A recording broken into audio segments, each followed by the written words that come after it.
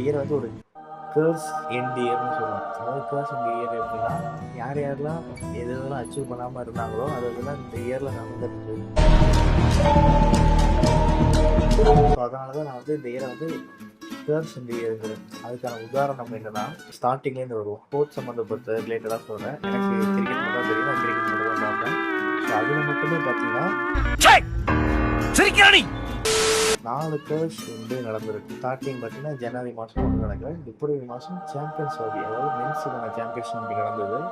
அதில் வந்து பார்த்தீங்கன்னா இந்தியா ஜெயிச்சிருக்காங்க. கடைசியாக வந்து தோனியோட தலைமையில் 2013 ஜெயிச்சிருப்பாங்க. இப்போ வந்து ரோஹித் சர்மாவோட தலைமையில் வந்து அகைன் வந்து இப்போ ஜெயிச்சிருப்பாங்க. கிட்டத்தட்ட 2013 2025க்கு 12 வருஷம் இருக்குது. 12 வருஷம் கழிச்சு திருப்பி ஜெயிக்கிறாங்க. ஸோ 10 வருஷத்துக்கு மேலே இருக்குது. ஸோ இது வந்து ஒரு கேர்ஸ் எண்ட் ஆகிற விஷயமாக கூட நம்ம கருதலாம்.